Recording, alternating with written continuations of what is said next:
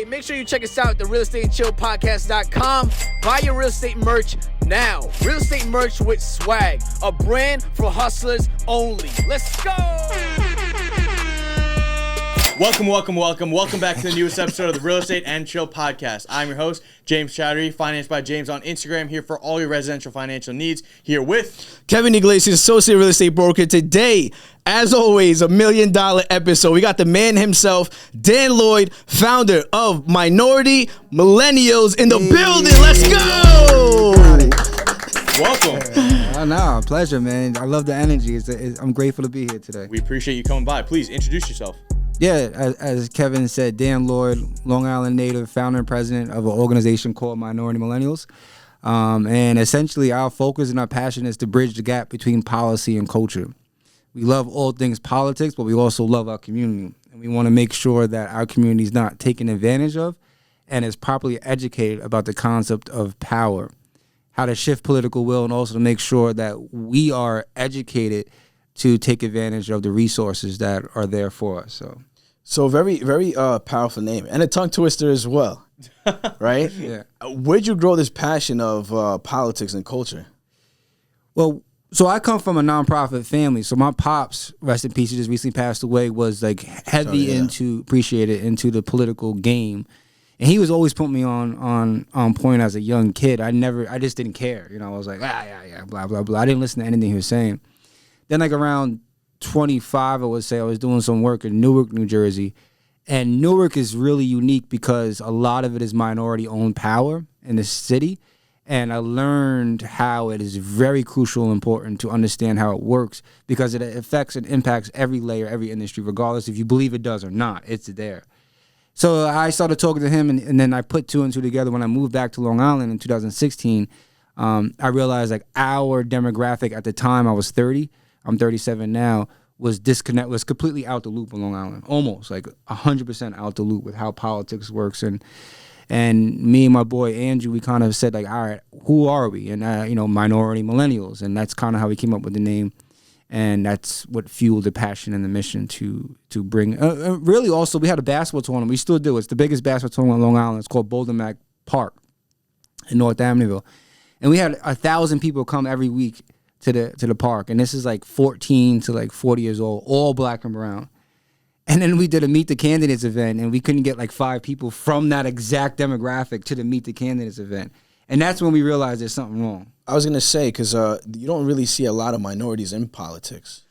You do in other areas, like New York. I feel like New York, though, like New York City right now is ran by people of color. So you have the Attorney General as a black woman. You got New York City Mayor as a black man. Most of Albany right now, Carl Hastie is Speaker of the House. The Senate leader is a woman of color. Most of New York City at this point and upstate is ran by black and brown individuals.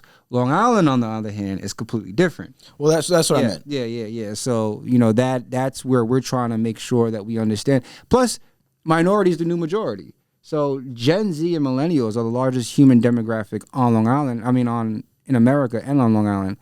And we are actually the most diverse ever in human history. Say that again. You said millennials and Gen Z are the largest demographic? Yeah.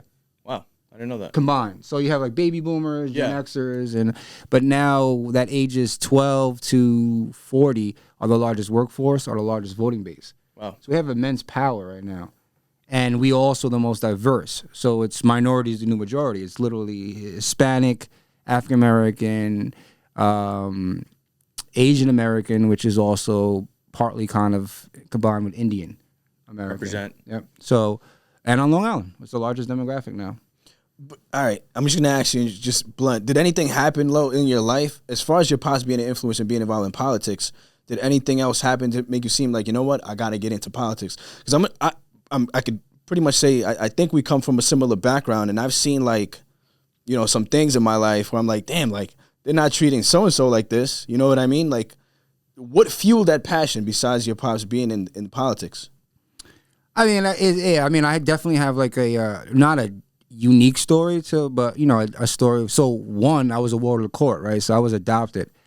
My father, I mentioned, is actually my adopted father, and so I don't know my birth father, all that kind of stuff. So we used to have to go to social services. And the way that people would treat you in different settings like that always bothered me. It was just like completely disrespectful. Yeah. Almost treating you like you were dumb. Like you just didn't understand what was going on. And if you don't understand how to navigate governmental or local municipalities or services like social services, Section 8, food stamps, lunch cards and all this stuff that I used to have when I was younger, you can kind of lose a sense of who you are, and it'll develop an identity where you don't really get to fulfill your purpose. On the flip side, my family that I grew up with I was privileged. Even though I grew up in Wyandanch, I went to private schools. My family did well, middle class family, biracial, was super educated. I went to St. Anthony's. I went to Al Xavier. I played basketball. I was well versed, well traveled. So it bothered me to see some of my colleagues and friends at the time, especially in my community, Wyandanch, that just didn't have those opportunities and didn't have like the networks and the introductions and the referrals that I had because of my family, regardless of how I was raised and my background. So that's kind of like what really fuels it, is that I've had the privilege to see a lot of different things. I want to make sure that other people understand how these things work. Again, because I feel like when you speak to a lot of minorities about politics, it's like a topic that they seem to stem away from, or they're just not educated on the topic. You know what I mean? And I see that a lot. Well, because most of the time we say, like, vote. I remember when Diddy did his campaign, vote or die, or, vote, go out and vote, fill out the census. There's no real evidence of that motivating people to vote, especially young people of color. What motivates people to vote is emotions. So Obama brought out a lot of people. Why? Because he was the first black man or person to have a chance to win. Donald Trump motivated a lot of people. Why? Because there was an emotional attachment to some of the things that he was saying. And what we have to do as the next generation is create that emotional excitement around candidates, around issues, topics, regardless of what they may be, left or right. We are in a crucial moment right now. Life in general is going to change in 5 years because of AI. It's happening. And so there's a lot of things that we're going to have to do as a generation to make sure that whatever we want as a quality of life is maintained. And those are the things that we're going to have to advocate on. So getting someone to understand that it's not just about voting, so to say, it's about the emotional attachment to your vote, the power of your vote. And if you don't take advantage of that, then you're going to get taken advantage of. Politics and power coincide. They're hand in hand. Like, why is that so important for the minority voice to be in power? Well, power in any aspect of society is what dictates quality of life in the future of that community, of that society. And we've seen history where it's been bad examples of power and good examples of power. Unfortunately, a lot of times people that rise to power are usually really charismatic, are able to communicate, are able to take advantage. And again, people are emotionally drawn to individuals like that. And if we don't elect people in a democratic process that we can make sure have integrity, values, morals, and are really going to follow through with what they're campaigning on, it can hurt us. And that's what has happened a lot of times to minority communities, either through economic development projects, through housing policies. And that was big on Long Island, we all know, with a lot of the deeds in Levittown and the concept of suburbia. And our communities lost a lot of equity. So, it's a human function. It's always going to be there. But as a democratic community and really a republic country, we cannot continue to let individuals that will use it for their own benefit dictate our future. And I think the game is up. When you started the movement, like what year did everything happen? Like you had this idea and sparked and you said, you know what, I'm going to make this big movement, and everybody was just like, I'm with it. No, definitely not. It was 2017 when we did our first Meet the Candidates. A lot of people didn't understand what we were talking about, what I was talking about, actually, when, getting involved, because it was kind of like cliche. And a lot of times, I'm sure you heard this, like, my vote doesn't matter, blah, blah, blah, all that kind of stuff. But once people started realizing the rooms that we were getting into, the tables that we were being invited to sit on for, input or these different things, I think people started to recognize, oh, there's something there. Then the summer of 2020.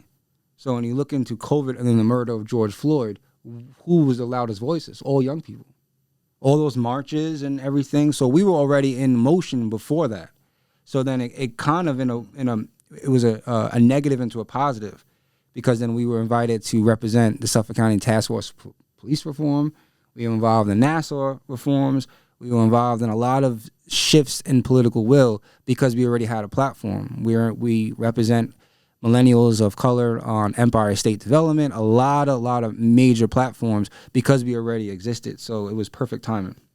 Hey, make sure you check us out at the realestateandchillpodcast.com.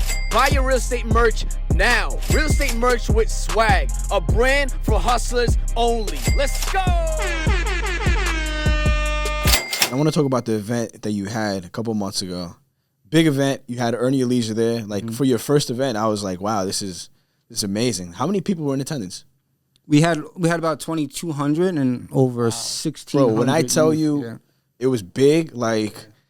and I found you guys like on social media, and it's like social media is like the biggest networking tool. Absolutely, you know? Like you could create so many relationships. So when I found you guys and I saw the event, I was like, "Yo, I gotta go." Like I bought the VIP ticket. Didn't think twice about it. Games. Nah, I didn't even think twice about it. I saw the value, and I saw like the movement what you guys were doing and what you stood for, and I was like, "Yo, I gotta go." No, I love it and appreciate it too, and that's the whole purpose, right? We wanted to bring Ernie Leah. I'm a big fan of Ernie Leah. I follow all that stuff and all what they do, and we was like, nah, we got to bring them to Long Island. Even though they're from New York, we want to make sure anything that we do, we're bringing the leaders to our region rather than going to theirs. So like we had New York City elected officials, lieutenant governor. Yeah, like I'm gonna be honest, I'm not really that big in politics, but I saw faces that I was like, wait, this is so and so from like I saw so many people in politics that have a big following, a big name. I was like, oh damn, they're bringing like big names out. Yeah, you know, and I was just like, wow, this is something amazing to be a part of. It was exciting. It was a vision, and now the vision, as I was mentioning, next year we want to do it 2 days, even bigger.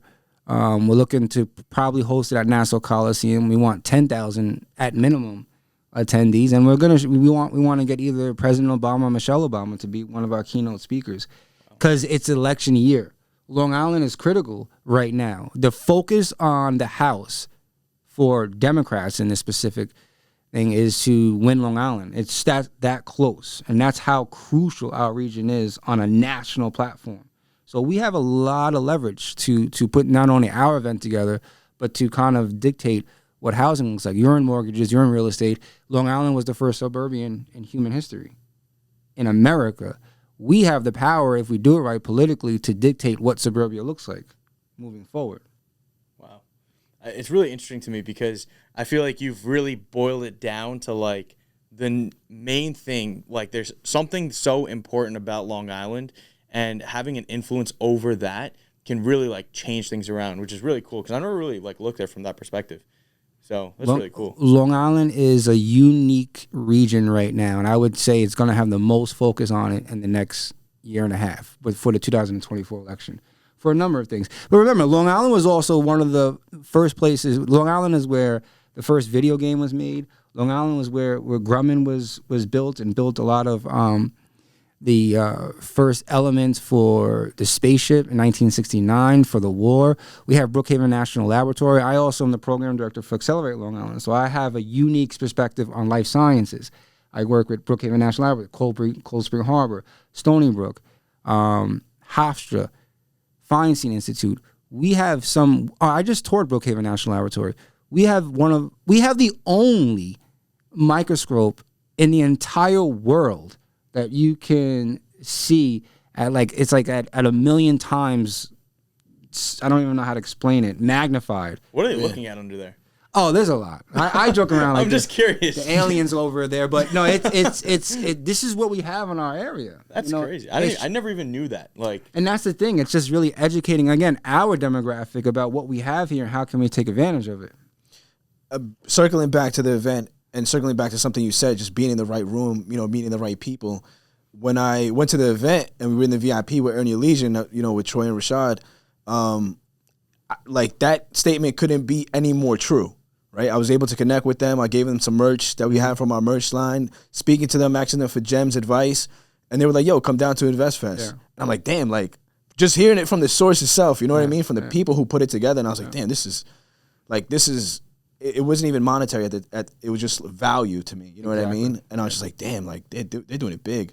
And I got influence from that event because you had a performance. and all the kids were going crazy and stuff like that. Yeah. And that's when I hit him. We did an event too. And we had somebody perform as well. I was like, yo, we have to have somebody perform. Just seeing the energy and like the fun and everybody getting, hype about the person performing. I was like, yeah, we got to do that. I was influenced. I took some notes. Who was performing? Too rare. Steven Diaz. At our event. Yeah. At your event. Yeah. No, who was performing your event? Too rare. So that's the funny thing too. Like we had an MC one. So I have a music background too. So there's like a passion there with this. It was like we wanted to make sure policy and culture. That's the connection. So we had an MC that does our basketball tournament. So that was Mike Lowry. He's incredible. He was amazing. Like the whole crowd was hype. Like energy was on 1,000%. Then we have a Gen Z director, and we were talking to them like, "Who do you want to perform?" And they're like, "Too Rare." And I don't know. I'm like, "Too Rare." I'm glad you said it because I was like, "Yo," when I pulled up, I was like, "Yo, I don't know who that is." And people around me were like, "Yo, we don't know who it is," but all the kids were going crazy. Like all the kids were dancing, having a dance battle. Everybody was going crazy, but everybody was like, "Yo, I don't know who that is," but he's got the crowd hype. Like everybody was tuned in. I didn't know, but the youth know, and so when we are trying to impact and again emotionally motivate the youth, you got to give them kind of like what they're intrigued by, not force feed them what you want. I'm 37 now, so I still think I'm 16. I feel like I am, but I'm not. Like I don't know the individuals anymore like that. So that's why we tap into. We have a coordinator that runs all our Gen Z stuff, and we refer to them. What do you think about this? Wait, am I Gen Z? I'm 24. You're Gen Z. I'm Gen Z. Yeah. And you are millennial. Yeah. You're millennial. All right. I'm 33. Yeah, millennial. So millennial is 25 to 41. I'm turning 25 this month though. But you're still Gen Z, yeah. Oh, I'm still Gen Z. Okay. And then Gen Z is 12 to 24. Gotcha. Okay. Now I know. Gen Z represent. Let's go. But I mean, look, there has to be change in the Black and brown community. Just to give you a little background about myself, my parents, they came from Central America here, right? They got their citizenships and everything else. But they didn't learn to speak English until me and my brother and I were in school. And when we were in school, we would always get into fist fights because people would try to pick on us. Yeah. And my mother was like, I'm so tired of going to school, not knowing the language and how to defend myself, just saying okay to everything. I need to learn the language. So she was forced to learn English because she wanted to defend us. So I see the passion that you have for this vision. And I'm just like, damn, I'm just sitting here just like circling back in my life because that was very big for her. She was like, I'm not going to just keep saying okay to everything that they say because I don't understand. I have to be educated and I have to, be able to defend not just yourself, but myself and know what's going on. Because every time I would get in trouble, like, Ma, I was defending myself. It wasn't my fault. Yeah. But how could she know that if she didn't speak the language? And that's the most important part because essentially your mother took back her power. And that's what I mean by that word. It's not like I have the power to dictate certain things, although that is a component to it. It's your mother wanted the power to defend and protect her family, the power to communicate what was going on, to really grasp and process how can I make sure that my boys are not getting in trouble or defend them. And that's what we mean by this. It's not just voting. It's understanding the power to protect you personally, your family, and your community, because the most powerful person is the person that has the most information. It doesn't even necessarily have to have the most money. It's just like I can outplay you because I have way more information than you right now. Yeah. And so that to us is the real definition of power. And there's so many stories like that. Whereas now, in that case, your mom was protecting your family. But imagine if all the parents and now our age group was saying the same thing when it comes to the democratic process. Like this cannot continue to happen anymore. Like this just doesn't make any sense. How are we only having 3 months paid maternity leave in America? How are we getting charged 15% interest on student loans? You're a mortgage, you do more. There's certain things that just does not make any sense in the modern era that needs education and information to shift political will, and that's power. And it's amazing because from the dance, my boy's from the dance as well, and it's amazing seeing people come from certain neighborhoods and building themselves up, and I feel like you're one of the perfect examples. I mean, what you're doing is huge, with that first event. Now this second event's gonna be happening when? Like, we don't have an exact date yet, but it'll probably be April 27th and 28th around the same time. So the mission goal is just to get the youth involved and get as much support, as much backing as possible. Yeah. We want to have an enormous amount of young voters go out to the polls in 2024. So we want like at least 10,000 young voters that have never voted before from Long Island to participate in the 2024 election. But also, again, it's more so about going to run for school board positions, going to run for local elections, fixing issues like housing. Because right now, the reason why it's hard to build affordable housing, truly affordable housing, is because local governments still have control over zoning and control over a lot of different developments. So they can vote no based upon we don't want to change the character of suburbia, which is fair. Yeah. The reason why people live here is to have a single family concept. However, there are also people that would like to live in quality of life affordable apartments. And if you can't afford a single family home, then you're kind of stuck in the middle. So that's up to us to then shift the political will and come up with that solution. So it's really just across the board being really informed on all issues of a civic person. So I didn't even mention that. Civic identity is really important to us. So break that down. Yeah. Civic. So in human history, naturally, and any culture, regardless of whatever religion, background, race, creed, the idea of a collective group is core to us as humans for survival. That's why we still feel like we're tribal. Like we just want to be accepted. Anybody wants to be accepted into a group. The most successful communities and tribes, and like you look at China, it's been around forever, have a shared consciousness. They have an understanding of what it means to be civically engaged, to have value and pride in their civic identity. So if we all may have different backgrounds, but we all agree that Long Island needs to look like this in 5 years, that's a really strong civic identity.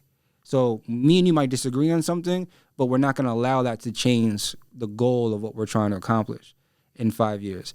And so that can mean police reform, that can mean housing, that can mean water quality, that can mean student loans. All of those things are integrated into a person's civic concept. Your almost required civic responsibility to make sure that our region is successful. And we lack that. We don't have a true feeling of responsibility. It's more so like, I'm going to get mine, you get yours, we're grinding, I'm going to get the bag, you get the bag. It's all these different things, but a lot of that is individualism. It's not a true shared consciousness, and that's where we lack. And that's why America actually is starting to fall back a little bit, because things like World War II and different things brought America together. Now we're all over the place and disconnected, and you see other regions like China and India and other areas really starting to outgrow us. No, like I said, it makes a lot of sense. As far as like, because you say you're into music, have a music background as well. Mm-hmm. Who would you say celebrity-wise, rapper-wise, musician-wise would be somebody that you can envision yourself collaborating with and making the platform even bigger? Definitely J. Cole, I would say, would be like on the top of the list. Yeah, I can see that. Yeah, someone that's really free, revolutionary. Yeah, with his platform and speaks truth to power. I personally still love Nas, Jay, all the heavy hitters, 50 Cent. Although I will say this, though, I have a deep love for music, and I do think we do need to address some of the drill music and how that could be potentially impacting youth, specifically young black and brown men. And to have a genuine, honest conversation in our community about where that is going, and if it's freedom of expression, to make sure that the consequences are not death or jail. And I'm glad you brought that up, because I feel like in our communities, we don't get taught financial freedom. So that's why I love what Ernie Leah is doing, right? Yeah. I love that they're teaching financing and everything else like that. Like, and I mean, you do get taught financing, but you have to go to college. You have to get good grades. You have to get, you can, it's there. Yeah. But that's going to cost you money as well. And in the neighborhoods, the black, brown communities, it's not much, they're not making a ton of money to send, kids to school. It's like financial aid, community college and stuff like that. Yeah. So you really have to grind it out and put in the work. But, it's, again, the vision that you have, it's amazing. Yeah, and financial freedom is not easy. Like sometimes you go on Instagram and it's all of a sudden now everyone has a million different ways to be financially free. But quite honest, though, that could also be frustrating because then it's like there's so much ways to do this. So it gets like confusing, and you're just like, I'll go back to, I'd rather just, like I said, get a bag and get, some nice clothes. And our concept of financially free is a little misconstrued too. So Ernie Leah's platform is big, but that's a lot of discipline. There's a lot of, again, personal discipline to really get to where we need to get to as a community. And that's why all these little things matter in one civic concept. I would say this too, Kevin. I know obviously this is a Real Estate and Chill podcast. I want to tie real estate into this a little bit. And based off of what you were just speaking about, I have a question for you. What is the average price point for a house in Long Island? I would say like 550 plus right now. So gearing in towards that 550, right? We take that number. There was a conventional program that came out recently, which is a 1% down program. You can put down 1% on a house and up to 2.99% on a house, right? There's no PMI. There's nothing like that. With the minimum credit score of a 620. But the maximum loan amount is $350,000. And I feel like in this market, like when you tie everything back into each other, that's not really feasible. Because, I mean, have you been seeing houses on the market for under $350,000? Nah, I wish. And on top of that, this new program, the income limit, there's an income limit on how much money you can make on that to get that loan. Yeah. And it's 80% of the county like median income. So based off of that number, like with the taxes that there are on Long Island, it's not even feasible to do that because then it's like, I think the median income is somewhere, let's just say around $80,000 a year, let's just say, times that by 0.8, that's $64,000 a year. Like I'll just tell you based off my knowledge that with somebody who's making $64,000 a year, it would be tough for them to qualify in this market for something that's even $350,000.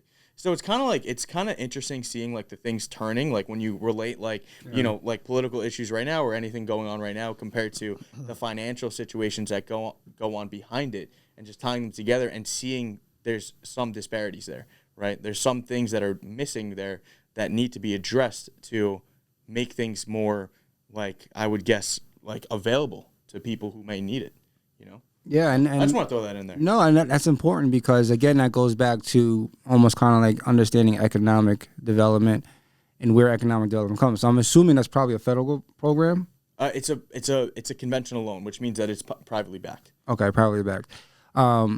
But that's where we would want to advocate for governmental subsidies or programs to understand that the region has changed. So to go back to Long Island, most people that moved here, and it's funny to me because it seems like they forgot this, moved here on affordable housing with GI Bills. So you got like 1% down and the house is like $5,000 in Levittown, and it was affordable compared to that time. So to your point, $350,000, you're not finding anything. Yeah. So what is that actual program and who is it available to? So we need to be involved in the decision-making process, public and private. Both seats have power in both to say that this is not conducive to our generation. We can no longer afford to live here, even with this program. So the program itself needs to change if the market is not going to change. Have you ever heard of a NACA loan? Yes. So that is something that I think is a great type of loan. I don't personally do them, obviously, but the thing, like, I think that it's a great loan, but what I've been hearing from people who can actually, maybe qualify for them is that it's so difficult to actually get those loans into play. Because I think it's such a powerful tool to have, and it's probably one of the best ways to get into a house, but it's just so difficult to do, So, like, there's things like that. There's also, like, in New York, there's something called a Sonny Mae loan where, that is more affordable per se than, an FHA or a conventional loan. But in those situations, the income limits, then again, there's like multiple different layers, right? Yeah. So the income limits on that, the debt to income ratios is what we look at when we try to see who qualifies for a house. There's limits on the debt to income ratios. They just increased them to 43% on the front end, which means that's your mortgage payment compared to your actual total income. And then the back end, which is your mortgage plus your debts compared to your total income. Yeah. So those limits are lower than any other program that like we have right now. I would assume. Because those limits are lower, it makes it harder for people to actually use that loan to get into the house. But that's the most beneficial loan program for them, So there's like a lot of things like, I mean, maybe some things tie in because of the market that we're in. This is a very competitive market, obviously. Long Island real estate is super expensive, some of the most expensive real estate in the world, I'm assuming, right? But, there needs to be something done about that. Yeah, the NACA program I learned because of Ernie Leah. Sony May, we've done a lot of work with Long Island Housing Partnership and CDC Long Island. I actually represent Minority Millennials on CDC Long Island as advisory board member. So, but again, to your point, even with those programs, it's very like almost incredibly difficult to qualify. And then the person has to be really disciplined with the NACA program and so many documents. Yeah. You know, and classes you have to go through. Oh my goodness! Go through the meetings. The meetings take time. Like by the time they're done with that process, like I have successfully seen one person get in a house with a NACA loan, and I've only seen one. Yeah. That was the only person that I said maybe you. Yeah, you don't see it too often, and I mean, I'm on like the listing side, selling side, and I don't really see that many offers from a NACA, pre-approval. Let's just say it's very rare, and if it is, it's in certain neighborhoods only. Yeah. I don't even think they have classes in New York. I haven't seen them. They're like in New Jersey. I think it was in the boroughs. I believe. The person who I spoke to, who I told him it would be a good idea for them, I think they took a class in the boroughs. I could be mistaken. It could have been in New Jersey. I don't know. Yeah, it was in Newark, the one that I saw, the last one. But yeah, again, like all these issues is why we have to be in positions of power to not only communicate them, address them, and then also what solutions will there be? Like we have people in power that are 85 years old, 90 years old that are just fighting different types of battles or out of touch with what we're talking about. I have a question for you. So, like, obviously, don't take this in a disrespectful way. I'm just genuinely curious. So, like, with the meetings that you have, do you try to like sway them in any different way, or is it just we want to give you like what it takes to make your own decision and like make your own, like have your own ideas and like you make the choices on like what like which way you want to vote or something. I'm just asking from a place of like because I don't know, obviously. Meetings with minority millennials or meetings with like I definitely. I mean, we're bipartisan. You have to be as a nonprofit organization. It's more so about giving them the information to make decisions that are aligned with their problems. So I will say this: we try to clarify problems, right? Because if everything is okay, then all right, then that's a different conversation. If everything in your life, personally, professionally, like you're good, then those are different types of meetings, and it's more about wealth building at that point. But if there's problems and where there's a lot of pain, and for our demographic, then we try to figure out and define what those pain points are, and then this is how you should vote. This is how you should go about making a financial decision based upon those pain points. Because we know this, like what really happens is we don't address those pain points. Then you start going into depression, anxiety, suicide, drug addiction, all these different things that are all results of these pain points. Yeah. And I think it's really important because we're all minorities here. I think it's really, and especially in my field, you see a lot of discrimination. Yeah. And like I've been a victim to it as well. Yeah. And I think it's important for people who look like us to be educating and helping people who look like us. There was a crackdown. When was it? I think 2020 in real estate, where there were a few. There was a few. There was people going out there acting like buyers. Now, Newsday did it. Yeah, Newsday did it. Yeah. Now these people were Asian, black, white, Hispanic, and it was so surprising. And you saw so many big names and so many agents that you and I know steering certain demographics into certain neighborhoods, telling certain demographics and certain people the neighborhood's not that bad. Yeah. Meanwhile, they would tell somebody who's Caucasian the total opposite. Yeah. I wouldn't want my kids to go to this school. Yeah. It's just crazy, and it's just mind-blowing to me, how that stuff still is in play. Yeah. Well, it's crazy when you say it like that. Like, yeah, and this is probably the biggest reason that we need to shift political will and get into positions of power. The problem with Long Island, to me, the fundamental problem with Long Island is the public school system, because that's how people move here for schools. School district. Yep. 70% of your property tax goes to fund the public schools. And so if Smithtown or Setauket has more property tax, has more business tax, all these different taxes going into the school system, and Wyandanch or Brentwood doesn't have those same things, then you have inequities in the type of schooling that each child is getting, which then results into the economic development and just the social structure of those communities. So to me, and we have 124 school districts. That is 124 different superintendents. Essentially, that's like 124 CEOs, all of who are making over $250,000 a year to do this. There's no other place. New York City has one superintendent.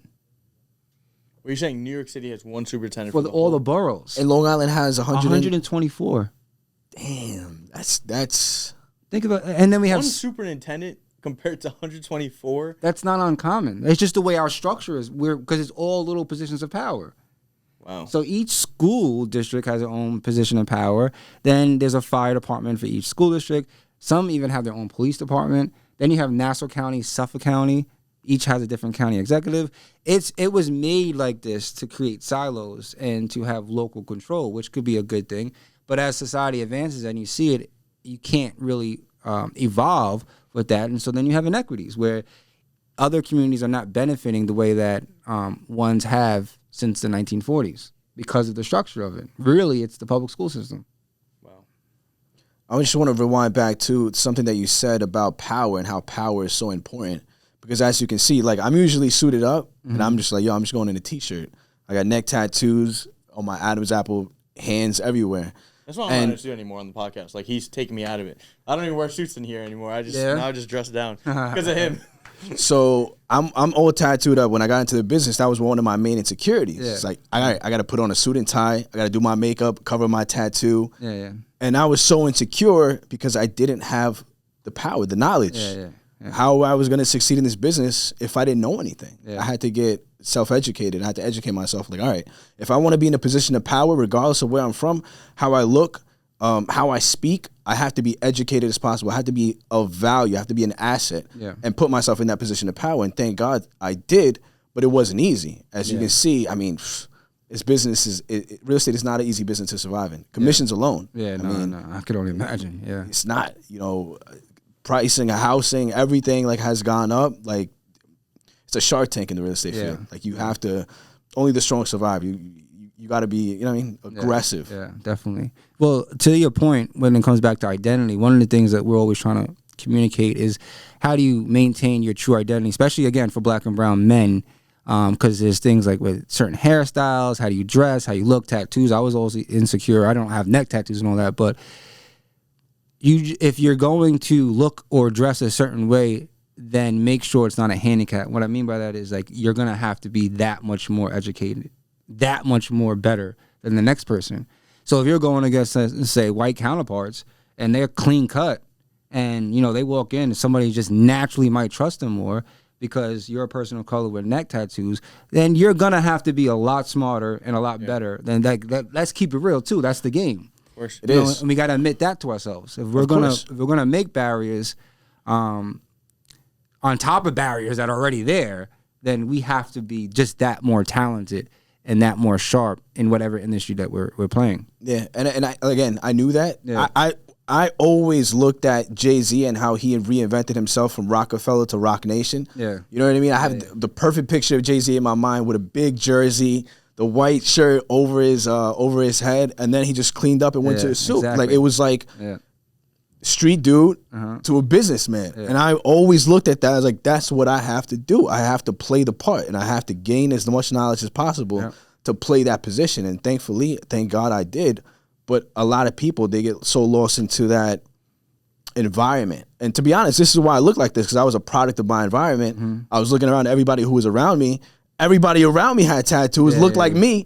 So I just became a product of my environment. But I told myself I have to break loose from that, right? I had to let go of that mindset, and I have to level up. I looked at Jay-Z and I was like, all right, I see him make the switch. I got to make that switch too. If not, I'm going to still be in the same position where I don't want to be. Yeah, and that's a good thing you did. Unfortunately, a lot of us don't.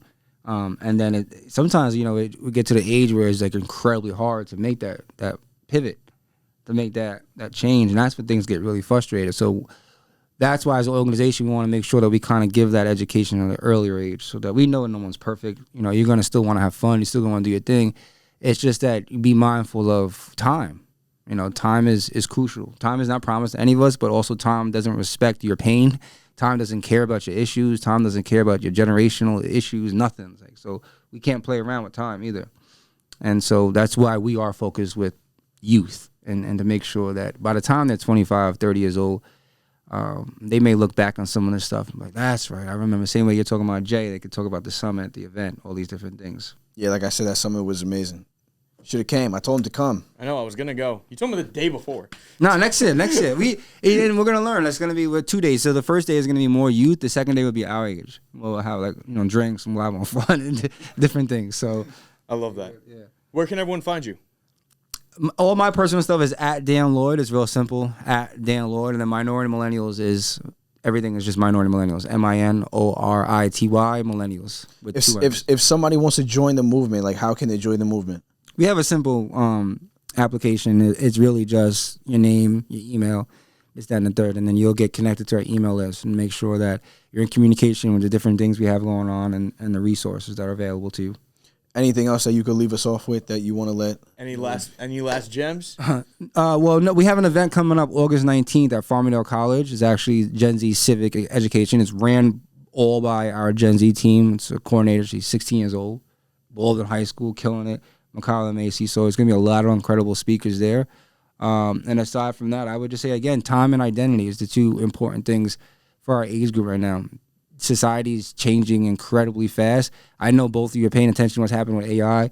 There's a lot of wealthy people that are scared about that. So if they're scared about it, we need to be on point and make sure that it's benefiting our generation as we come into positions of power, and how can we take advantage of that, because it's going to change. Are you implementing AI right now in like the movement as far as? We do it with everything.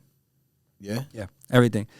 We're working actually on some platforms and some tools based off of Chat GPT and different platforms, because we got to use it in the next 2 or 3 years before it's, politically, again, to go back to policy. There's going to be policies that are constraining it or shaping it before it gets out of control. So definitely. And I would advise anybody to take advantage of it right now, or you're going to get left behind. I literally, when I started hearing about it, started researching into it, realizing how powerful it is, I use it in a lot of the stuff I do already that nobody would even know that I use it for. Yeah. Because it just makes life so much easier. That's something that, is definitely a time saver for a lot of stuff. It definitely helps you build. No, of course. You got to get with it, or you're going to get left behind. It is what it is. Yeah, you got to delegate to elevate. So, Look, we appreciate having you on the set. I appreciate it. A lot of gems. If you're not, following this man in the movement, make sure you do. Subscribe, hit the follow button, and, anything else that you could leave us off with? I'm grateful. I appreciate it. Appreciate you being Love here. the platform. Looking forward to connecting further. All right. Appreciate it. Yes, sir. Well, that was the latest episode of Real Estate and Chill podcast. We will see you next time. Thank you for tuning in to the Real Estate and Chill podcast with James Chaudhry and Kevin Iglesias. Don't forget to like, comment, and subscribe. Also, share this with your friends, your enemies, your mother-in-law. No, seriously, this podcast is so fucking good.